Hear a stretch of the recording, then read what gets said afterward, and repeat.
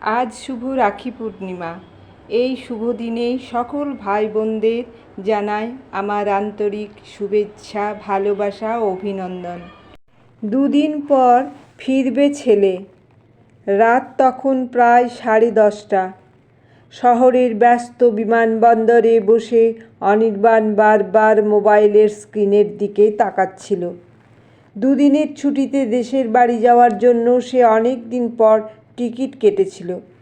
বিদেশে চাকরি করার কারণে বছর দুয়েক ধরে মাকে সামনাসামনি দেখা হয়নি।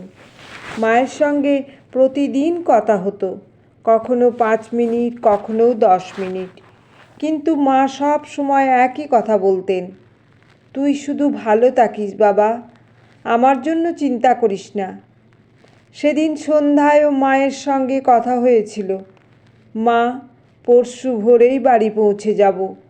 ওপাশ থেকে মায়ের হাসির শব্দ এসেছিল, সত্যি? তাহলে তোর জন্য পায়েস করব। এত রাতে পায়েস করবে কেন? তুই আসবি আর পায়েস হবে না? হেসে বলেছিল অনির্বাণ। আচ্ছা মা, এবার তোমার হাতের পায়েস না খেয়ে ফিরছি না। সেই কথোপকথনের কয়েক ঘন্টা পরেই ফোনটা এলো। দেশের বাড়ির প্রতিবেশী রমেন কাকু ফোন করেছিলেন। কাঁপা গলায় বললেন, অনির্বাণ, তুই যত তাড়াতাড়ি পারিস চলে আয় বাবা। কি হয়েছে কাকু? কিছুক্ষণ নীরব থেকে তিনি বললেন, তোর মা আর নেই। অনির্বাণের হাত থেকে ফোনটা প্রায় পড়ে যাচ্ছিল। কিছুক্ষণ সে কোনো কথা বলতে পারল না। তারপর শুধু বলল, আমি আসছি কাকু, কিন্তু আসতে তার 2 দিন সময় লাগবে।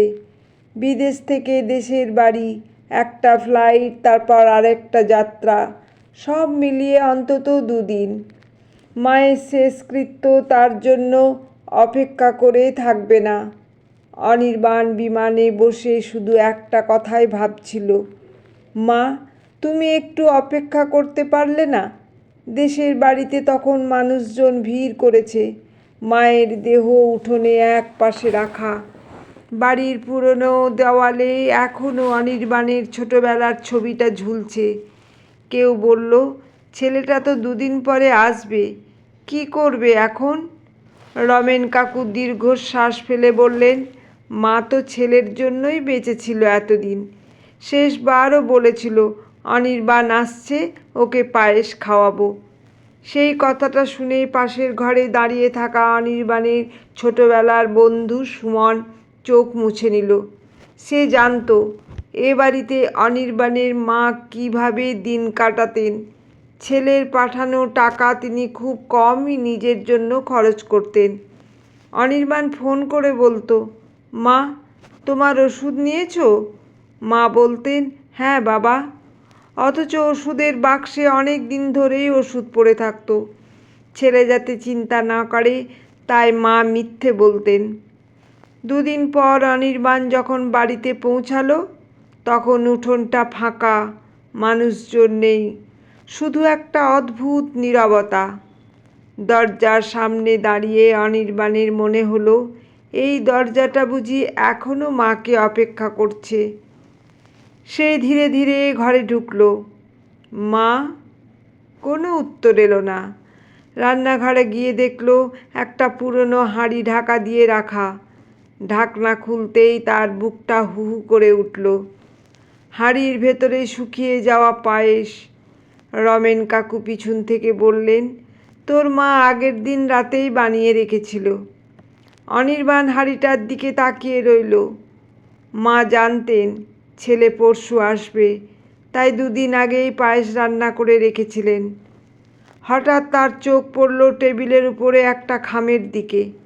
খামের উপরে লেখা, আমার অনির জন্য। কাঁপা হাতে চিঠিটা খুলল সে। ভেতরে লেখা, অনির, তুই যখন এই চিঠি পড়বি তখন হয়তো আমি তোর সামনেই থাকবো না। তুই অনেকবার বলেছিস, মা, তোমাকে একদিন আমার কাছে নিয়ে যাব। আমি যাইনি, কারণ আমি জানতাম তুই নিজের জীবনটা গুছিয়ে নিতে কত কষ্ট করেছিস। আমি চাইনি আমার জন্য তোর কোনো স্বপ্নও থেমে যাক। তুই যখন বলেছিলি মা পরশু আসছি, তখন মনে মনে ঠিক করেছিলাম তোর জন্য পায়েস রান্না করব। কিন্তু মানুষ সব সময় নিজের ইচ্ছে মতো সময় পায় না বাবা। একটা কথা মনে রাখিস, তুই আমার কাছে কখনো দূরে ছিলি না। তুই যত দূরেই থাকিস, মায়ের কাছে ছেলে সব সময় ঘরের পাশের ঘরেই থাকে। আর একটা কথা, আমার জন্য কাঁদিস না। শুধু মাঝে মাঝে এই বাড়িটায় এসে বসিস, এই উঠোনে বসে মনে করিস তোর মা তোকে ডাকছে। অনির, খেয়ে নে বাবা। চিঠিটা পড়তে পড়তে অনির্বাণ আর নিজেকেই সামলাতে পারল না। সে মাটিতে বসে পড়ল। তারপর চোখ তুলে মায়ের পুরনো চেয়ারটার দিকে তাকিয়ে বলল, মা আমি তো এসেছি, শুধু একটু দেরি হয়ে গেল। ঘরের নীরবতা ভেদ করেই যেন দূর থেকে মায়ের সেই পরিচিত গলা ভেসে এলো, দেরি হলেও খেয়ে নে বাবা, পায়েসটা নষ্ট হয়ে যাবে। অনির্বাণ চোখ বন্ধ করল। সেদিন প্রথমবার সে বুঝল বিদেশ থেকে দেশে ফিরতে দুদিন সময় লাগে, কিন্তু একজন মায়ের কাছে সন্তানের অপেক্ষা কখনো দুদিনের নয়, সেটা সারা জীবনের।